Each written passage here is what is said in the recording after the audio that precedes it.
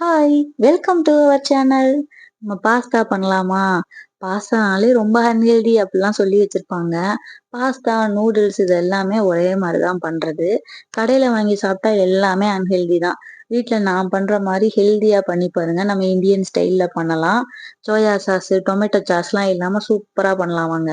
இதுக்கு பாஸ்தா நான் நல்லா வேக வச்சுக்கிறேன். வேக வைக்கும்போது கொஞ்சமா ஆயிலும், சால்ட்டும் போட்டு வேக வச்சுட்டு, நல்லா ஃப்ரெஷ்ஷா டேப் வாட்டர்ல வாஷ் பண்ணிருங்க. வாஷ் பண்ணிட்டு, ஒன்ஸ் அந்த ரின்ஸ் பண்ணிட்டு, அதுக்கப்புறம் ஆயில் போட்டு நல்லா ப்ரெப் பண்ணி வச்சுட்டீங்கன்னா, ஒண்ணு ஒண்ணு ஒட்டாம இருக்கும். வெங்காயம், தக்காளி, கருவேப்பில, அப்புறம் பச்சை மொளகா, கொத்தமல்லி எல்லாம் கட் பண்ணியிருக்கேன். கொஞ்சம் கேரட், பீன்ஸ் எல்லாம் கட் பண்ணி வச்சிருக்கேன். பேன்ல கொஞ்சம் ஆயில் விட்டுக்கலாம். கீ போட்டுக்கலாம், பட்டர் போட்டுக்கலாம். உங்களுக்கு என்ன வேணுமோ போட்டுக்கங்க. நல்லா வெங்காயம், அந்த கருவேப்பில, பச்சை மிளகாலாம் போட்டு நல்லா வதக்கிக்கலாம். வெங்காயம் ரொம்பலாம் வதங்கணும்னு அவசியம் இல்ல இதுக்கு. கொஞ்சம் முக்காப்பதம் வதங்குனாலே போதும். தக்காளி போட்டு கொஞ்சமா இஞ்சி பூண்டு பேஸ்ட்டு, சால்ட் எல்லாம் போட்டு நல்லா வதக்கிக்கங்க. தக்காளி நல்லா வதங்கட்டும். அதுக்கப்புறம் நான் வெஜிடபிள்ஸ் சேர்க்க போறேன். கேரட்டும், பீன்ஸும் போட்டுட்டு எனக்கு கொஞ்சம் காய் கொஞ்சம் குக் ஆனா தான் எனக்கு பிடிக்கும். சில பேர் நறுச்சு நறுச்சுன்னு அப்படியே போட்டுருப்பாங்க. ஒரு முக்கா பாதி வெந்தாலே அப்படியே போட்டுருவாங்க. எனக்கு காய் நல்லா வேகணும். தண்ணி ஊத்தி நான் வேக வச்சுக்கிறேன்.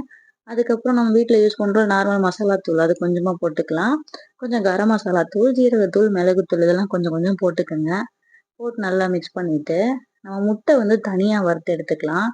அதுலயே நம்ம முட்டை போட்டோம்னு வச்சுக்கோங்களேன், வாய்க்கு கிடைக்கவே கிடைக்காது. எல்லாமே இந்த வெஜிடபிள்ஸோடயே மிக்ஸ் ஆயிரும். அதனால தனியா முட்டைய வறுத்துட்டு, ஃபர்ஸ்ட்டு நான் இப்ப இந்த வெஜிடபிள்ஸோட பாஸ்தா போட்டுக்கிறேன். அப்புறம் வறுத்த முட்டைய போட்டுக்கிறேன். அதுக்கப்புறம் கொஞ்சமா கொத்தமல்லி தழை போட்டுக்கலாம். கஸ்தூரி மேத்தி கொஞ்சம் போல போடுங்க. வாசனை சூப்பரா இருக்கும்.